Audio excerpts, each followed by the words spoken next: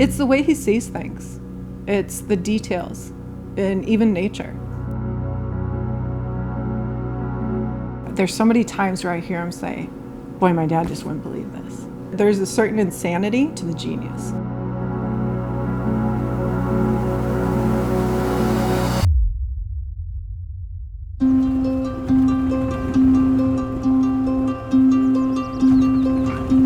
You getting tired, girl?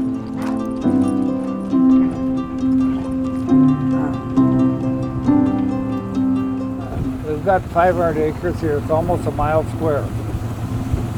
These are prairie grasses and wildflowers. We got a lot of it planted, and this fall they'll come in and do a controlled burn and burn all this off then.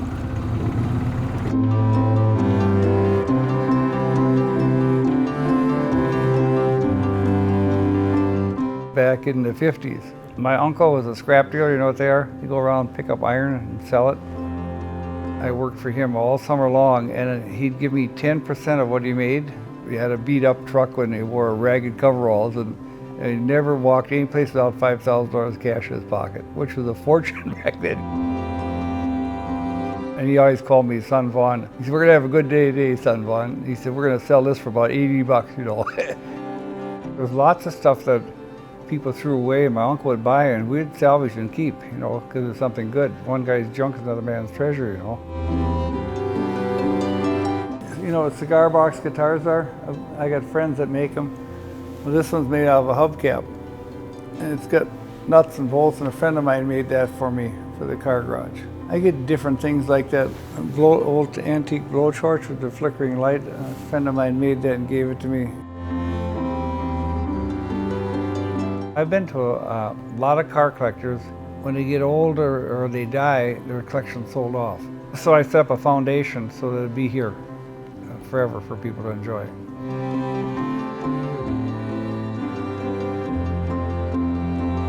First time he asked me to marry him was 30 years ago. Vaughn, he had come to our house. He was sitting at the table in the kitchen, and I briefly stopped just to be polite. I offered her mother $1 million if she'd marry me 20-some years ago. That wasn't good. He's like, "I'll give you $1 million if you let me marry your daughter." Me being myself, I quickly shot my head towards him and I said, "I'm not for sale." And I left.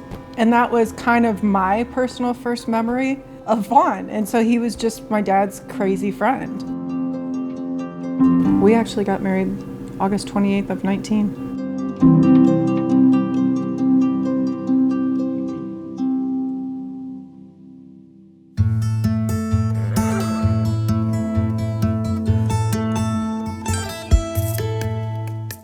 Horses are smart, you know. They can open any latch that you have. So I was in Kentucky, and they make them like this, so the more the horses play with them, they'll play with the door, it jiggles tighter and tighter. "Yeah, I'm not letting you out." She thinks I got candy. Sundays I come out and give them candy for communion. I took over the company in '75. The average business in the United States only makes it about 25 years, so very few make it from one generation to the next, and I'm third generation.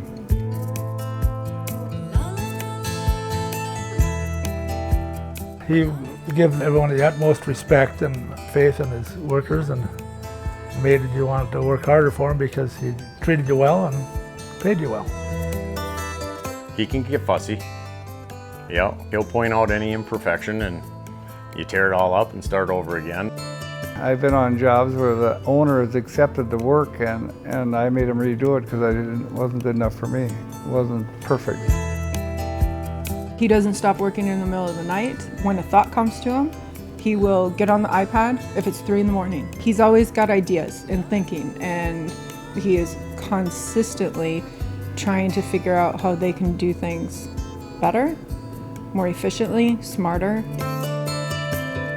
We're just pretty anal about a lot of stuff. All of our equipment's got to be nice, you know, office, everything. And it's all about, in my mind, doing good work and taking care of people. Like we set up so the companies will all keep going when I'm gone.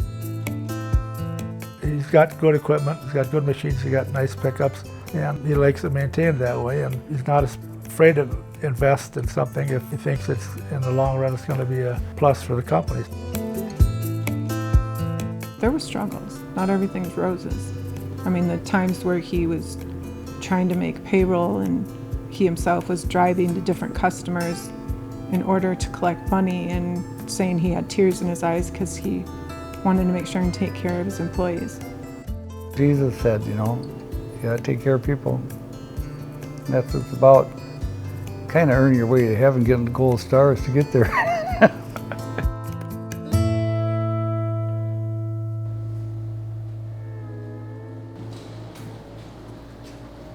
Did you find Gracie? Yeah, oh. She was at the house. So, the men's athletic club in Minneapolis, I wrecked the bowling alley in there. We saved the alleys and we made countertops of them. And this is her daughter Bree. She's a rodeo champion. 2 years ago, she won 60,000 scholarships. So she put herself through school on her own. And none of my boys are interested in it.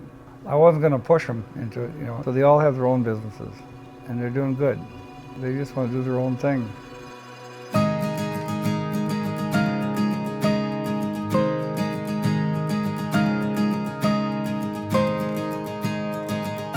Kind of got it made because it's almost like the art form, watching guys create things.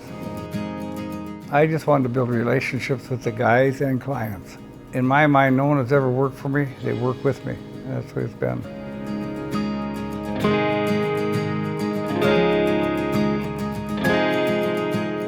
There was a time where his dad was talking about the company when his dad was running it, and he's like, oh, well, I just want to be able to make $1,000 a month, and then I'll be great. And Vaughn's like, yeah, well, I'm going to make $1,000 a week. And his dad's like, oh, son, you'll never do that, you know? And Vaughn was joking when he was telling me that, and he's like, and look what's happened now.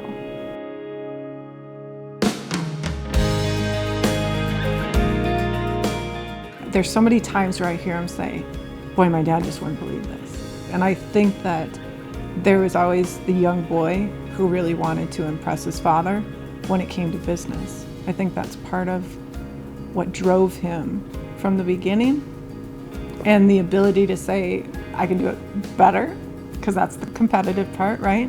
I can do it better, and I'm gonna blow your mind. Like, watch me go.